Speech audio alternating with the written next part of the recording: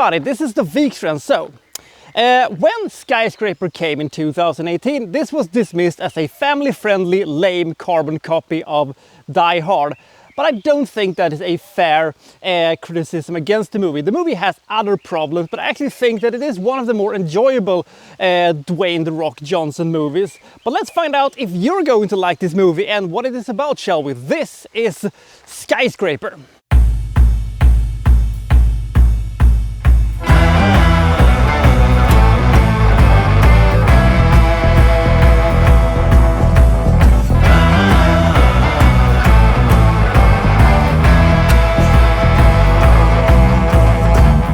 Having lost his leg in the line of duty, Will Sawyer, played by Dwayne Johnson, is no longer a member of, this SWAT team that he was, a highly ranking officer of. But he has, started his own small company that looks on security for buildings. His latest job is to go over the monstrosity of a tower in China called the Pearl. The Pearl is built by this mysterious and successful Chinese businessman, and they trust Will, and they have given him this fancy little tablet that actually controls the whole damn thing.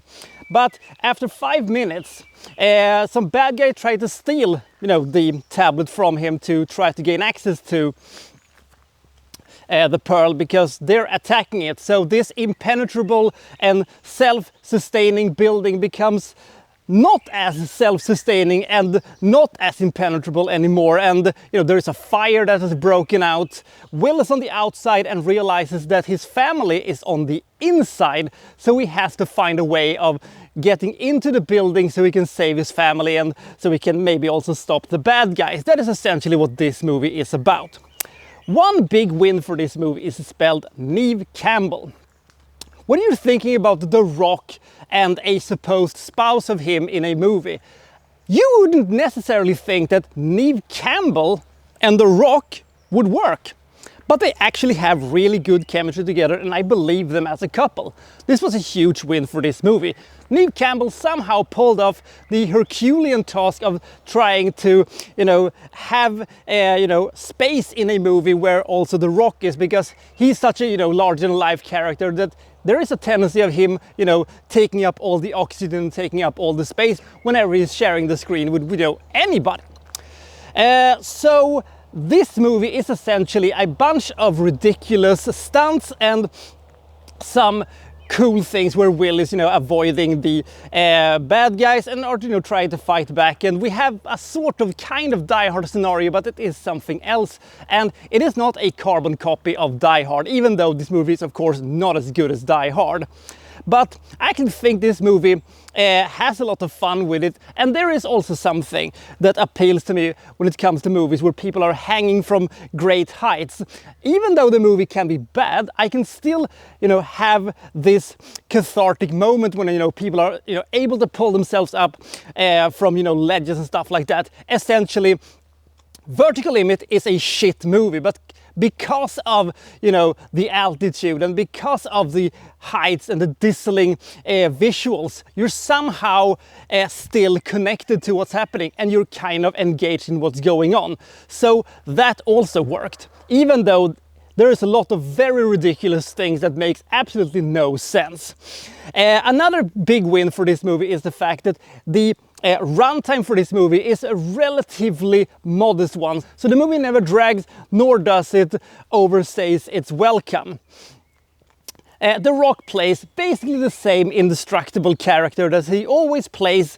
They have tried to, humble him down a little bit by, having him have a prosthetic leg, but still a one-legged man effectively wins an ass-kicking contest.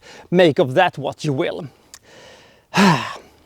So there's always stuff happening, and the movie looks good, and there are, action sequences that are fun, and the villains, while not being the most entertaining bunch of villains ever, do have some personality to them. And I will say that I am a huge sucker for the ending. It was clever, it was creative, containing a very, very good "oh shit" moment. And then we also have to talk about the fact that the special effects in this movie does not hold up.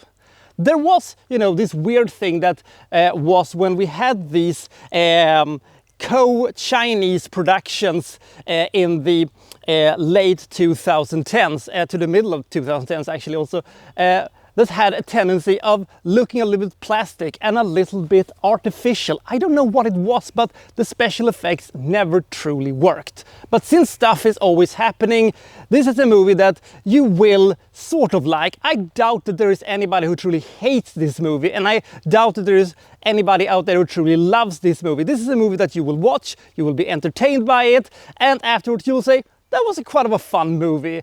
And if you like The Rock's movies, you will like this movie. If you hate The Rock, this will not sway you in any way. This is not one of his better movies, but it's not one of his, you know, lamer movies either.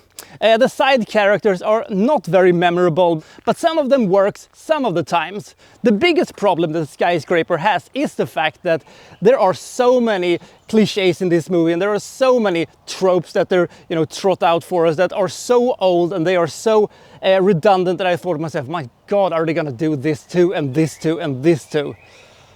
Ooh. But nevertheless, this is an entertaining movie, and you will soon forget, you know, all of these nonsense things because, hey, the Rock is hanging from this huge building. Isn't that exciting?